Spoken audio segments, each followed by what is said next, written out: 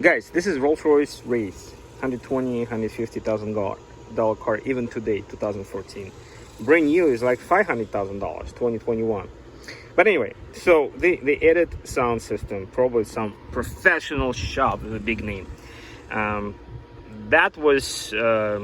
This is the speaker output. They tapped into it, and they ran this beautiful cable. They left it just like this. Some people don't understand, the longer the cable, the more losses you're gonna get. But I guess that's smart.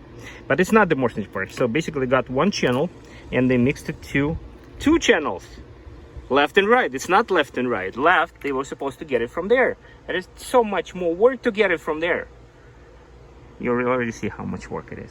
So now I'm removing this junk, because if you want to get good sound system, the Class D amplifier doesn't provide good sound to start with. The output is bad. You cannot really get clean sound from just like this, because it's already not clean. So I don't know what they're...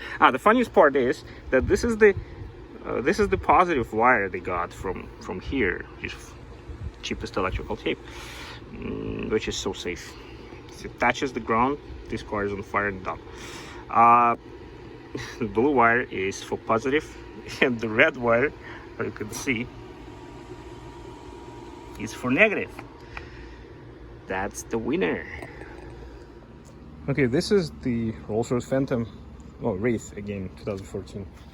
Still $150,000 car. So look at this. I like to see who did the sound installation here. It was covered by just a cheap plastic tape like this. Look at it. It's so beautiful, eh? That's the quality.